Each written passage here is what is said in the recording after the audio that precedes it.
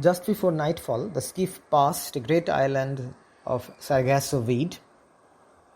The old man's small line was taken by a dolphin, and he brought it aboard. It would serve as food for him on the following day. It occurred to him that the marlin had been without food since it had got hooked. As for himself, he had eaten a whole tuna. He wondered how the marlin felt. And then he started to talk to himself. Quote, "I feel good, and my left hand is better, and I have food for a night and a day." Unquote. He called the marlin his friend, and he felt sorry that it had nothing to eat.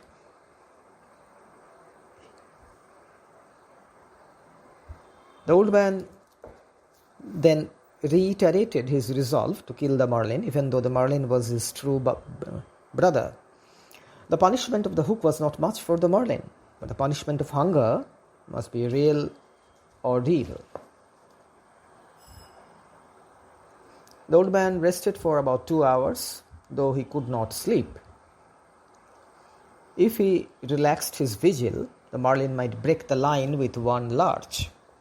It was necessary for him to cushion the pull of the line with his body and be ready all the time to give line with both hands. It was half a day, a night, and another day, but the old man had not slept. He must think of some device to be able to sleep, because otherwise he might feel muddled in his head. So far he was quite clear in the head, as clear as the stars, which were also his brothers. Still he felt that he must sleep. The stars, the moon, the sun all slept, and even the ocean slept sometimes, and so he must sleep too. Then he cut the dolphin in order to be able to eat it. Eating the dolphin's raw flesh without salt was not really an enjoyable experience, but he had no choice. The old man felt that it would be all right if he could sleep for just 20 minutes or half an hour.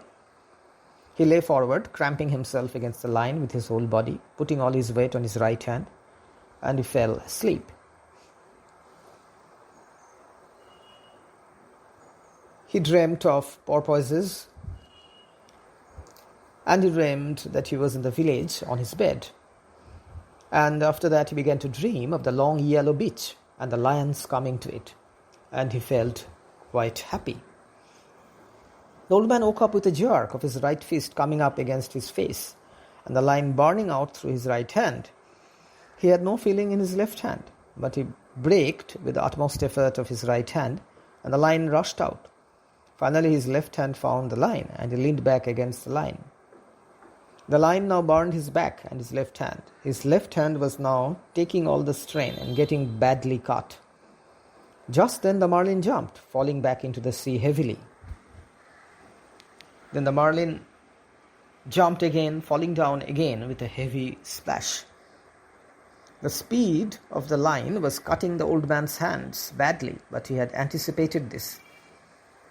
If the boy were here, he would have wetted the coils of the line. Yes, if the boy were here, the old man thought.